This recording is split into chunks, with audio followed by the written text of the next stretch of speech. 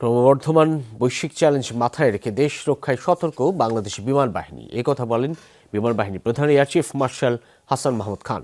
দুপুরে টাঙ্গাইলের রসুলপুরে বিমান বাহিনীর বার্ষিক গোলা ও রকেট বর্ষণ মহড়া পরিদর্শন শেষে কথা বলেন তিনি। বিমান বাহিনী প্রধান বলেন, যুদ্ধ চায় না বাংলাদেশ, তবে যে কোনো পরিস্থিতি মোকাবেলায় সর্বোচ্চ সক্ষমতা রয়েছে বিমান বাহিনীর।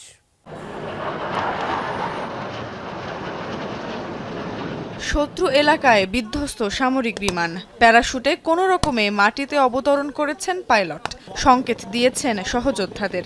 আহত এই বৈমানিককে আকাশপথে উদ্ধারে চলছে বাংলাদেশ বিমান বাহিনীর দুঃসাহসিক অভিযান। না, সত্যিকারের কোনো যুদ্ধ নয়, বাংলাদেশ বিমান বাহিনীর বার্ষিক গোলা ও রকেট বর্ষণ মহড়া এটি। দুপুরে টাঙ্গাইলের রসুলপুরে শুরু হয় এই মহড়া। এতে উপস্থিত ছিলেন বিমান বাহিনীর প্রধান air chief marshal Hasan Mahmud Khan. আগে থেকেই প্রস্তুত ছিল রণক্ষেত্র। দুপুরে একের পর এক ককপিট থেকে উড়াল দেয় MiG-29, F-7BG, F-7BGI এর মতো যুদ্ধবিমান ও শক্তিশালী হেলিকপ্টার। গোলা ও রকেট বর্ষণের মাধ্যমে শত্রুপক্ষকে ঝাঁঝরা করে দেওয়ার নানা রণকৌশল প্রদর্শন করেন দক্ষ বৈমানিকরা। একে একে ছোড়া হয় গোলা, রকেট। এর মাধ্যমে আকাশ সীমানা রক্ষায় নিজেদের সর্বোচ্চ সক্ষমতার প্রমাণ দেন বৈমানিকরা।